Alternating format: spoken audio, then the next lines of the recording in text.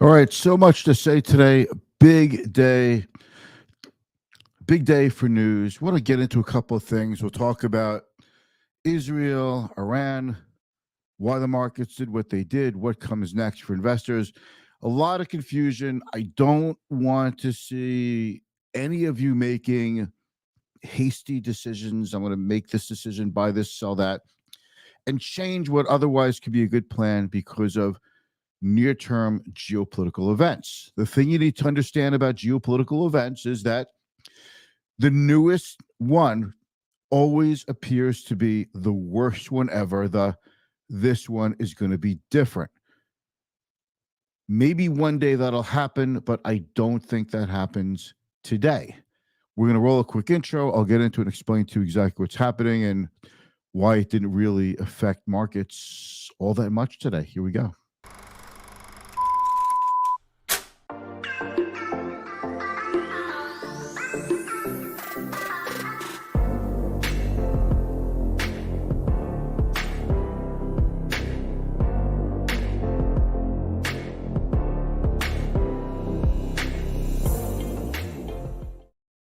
All right, thank you for joining me today. I'm Mitch Goldberg. You're watching Be the Boss of Your Money. If you have any comments, questions, that's what the comments are for. I love hearing from you. So let me know your thoughts. Let me know your questions, and I will answer them. Whether if you're watching this in the live stream or the replay, these streams stay on my timeline. So if you don't watch them when they're live, you can always catch me later on in the evening or the next day. We're going to talk about Iran, Israel, oil, the stock market, interest rates, and we're going to put it all together. I'm going to do my very best because it's just a jumbled mess of events and things to tie together, and I'll do my best. So what happened? What happened is Israel bombed an embassy in Damascus, the Iranian embassy. Okay, in Damascus, which is the capital of Syria. Now, just so you know, and if you don't, I'll just give you this little quick lesson. And if you do know, just humor me, make pretend this is the first time you're hearing this, and I'm sure I will cover things that you haven't heard of yet. So this is for everybody. But embassies or consulates, they are like sovereign territory. So if you're walking around New York City or Washington, D.C., and you happen to stumble into the German embassy, it's as if you stumbled into Germany itself. That is their sovereign territory, even though it's in the United States, it's in a building here in the States, it is sovereign territory. And it's pretty much known, pretty much accepted that you don't bomb an embassy unless you really want to come off like you're bombing the country itself. So Israel decided to bomb and actually obliterate the Iranian consulate in Damascus. I'm using consulate and embassy interchangeably, so one and the same here.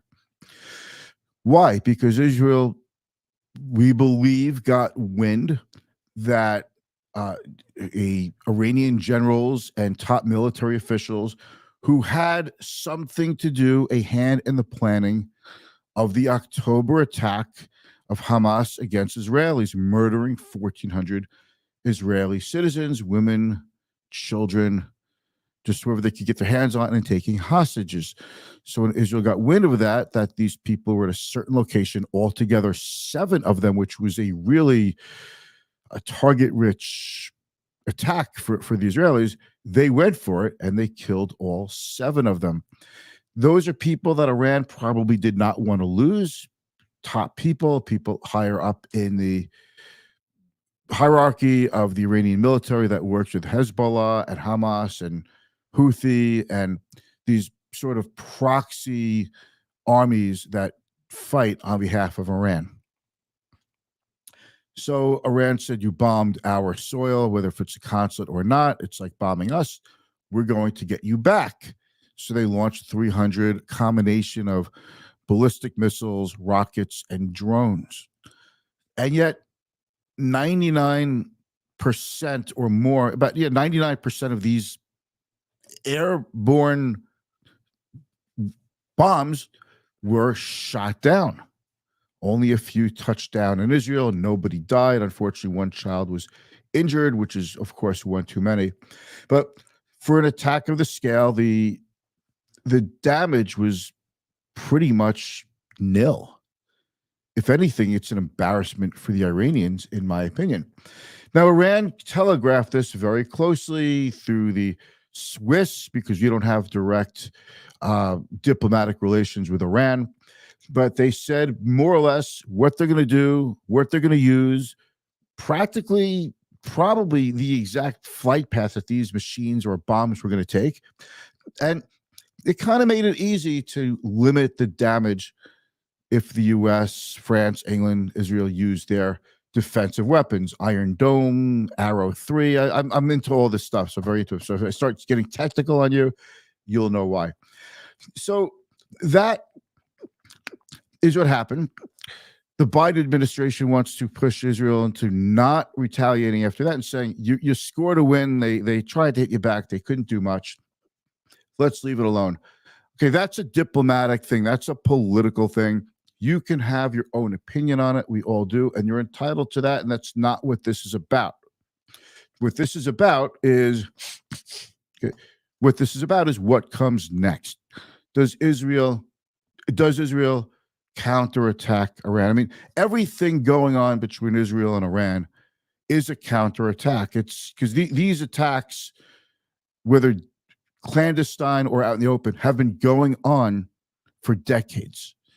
So does Israel hit back, or do they say, we know what's up, you can't touch us? The Iranians get to say, we could do a lot more bombing than this, and everyone gets away to save face with the voters, or I shouldn't say voters in Iran, but with their citizenry at home.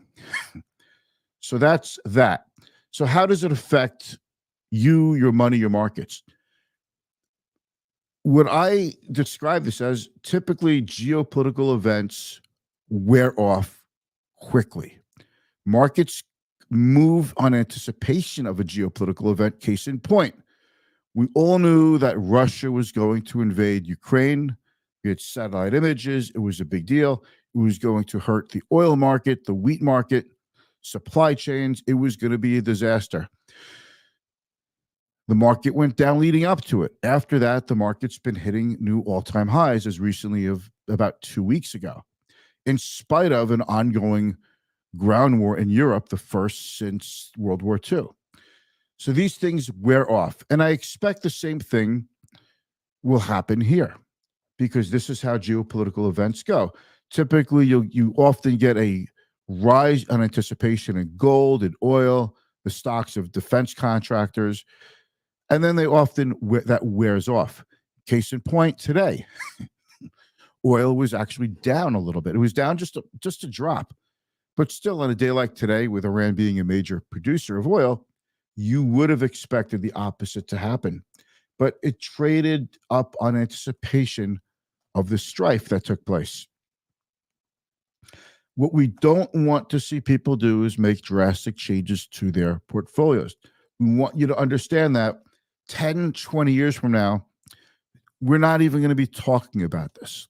We're going to have a whole new set of problems, which up to that point will be the worst set of problems that we've ever had.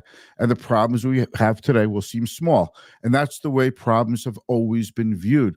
The problems we had that were 20 years ago, which were major problems, they recede, and we have new problems which are always different today, always unique. We like to think as humans that we are unique and we're living in a unique time and we're doing unique things.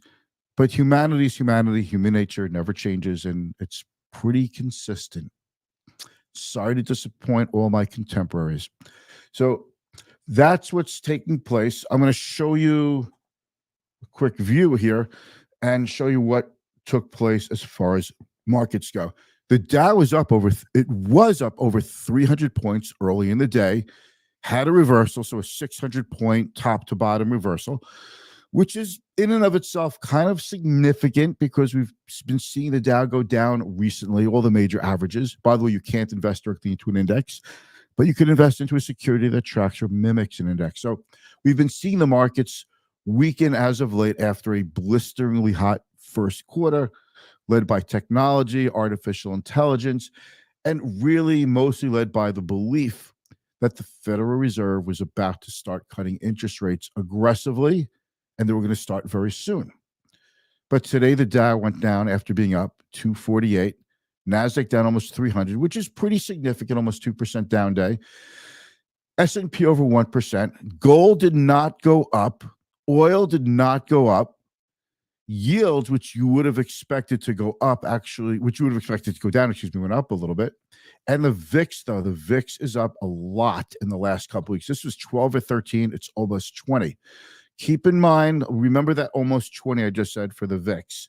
But what really did it to the stock market was when retail sales were revised higher from about a month ago, and economic statistics keep piling on stronger and stronger, which means the Federal Reserve rate cuts that were expected are getting pushed further into the future and fewer. And when you have that combination, after stocks, in particular tech stocks, have gone up a lot, you have the recipe for profit taking. And that is really what's driving the market. Today's market, I would venture to say, has nothing to do or very little to do with events that took place in the Middle East over the weekend. But interest rates started to go up, and I'll show you what that looks like. So here are the interest rates. Hang on with me, folks. I'll put all this together. You're seeing the 6-month above 5%. You're seeing the 1 year above 5%, and the 2 year is close to 5%, 4.925%. We have said this many times before on the show. When the 2-year yield reaches 5%, that is, to me, a tipping point where a lot of investors decide that it's easier to put money into 2-year treasuries and get that 5% than take a chance on stocks, even if stocks have the potential to earn more over the long term, to return more over the long term. So 2-year is the line in the sand where we hit 2-year, the 2-year bond, when we hit 5%, that's the line in the sand that we've consistently seen when stocks go down, when stocks can't overcome higher interest rates. So that's the thing to keep an eye on mostly. But going back to that screen, the 10-year is over 4.5. It's 4.61%. That's been rising. It went up today. And that means mortgage rates go up, auto loan rates go up. These are the kinds of things that do slow the economy down. So the cure for an economy that is too hot is an economy that's too hot, because interest rates start to go up. The Fed starts to say we're going to remain hawkish, and stocks start to back off. And that's simply what you have going on today. Economic stats. I spoke to people over the weekend about this. We're going to very quickly get back to worrying about the economy and economic stats. And that's the whole ball of wax. And that's why you saw the market do what it did today. Oil, the cure for higher oil prices is higher oil prices. And producers will pump more if the getting's good, and consumers will use less if the getting's bad. And it's going to continue, and it's always continued that way. There is plenty of oil sloshing around the world, but we are going to see these ups and downs depending on geopolitical strife, potential movement of ships, or I should say potential interruption of supply chains like what's going on in the Red Sea. But these all do tend to pass. And that is why I am saying to you, make your financial decisions based on your own personal finance needs, not on what's happening today. That's all over the news. That's it. That's all I got for you today. Have a great day. Hope to see your questions in the comments. And if you think there's something later you want to ask me, reach out, send me a DM if you'd like, or just reach out to our website, clientfirststrategy.com, where you can find my contact information. Connect with me on LinkedIn. Follow me on Instagram. Follow us on Client First Strategy on Facebook. And until tomorrow, have a very nice day. Thank you.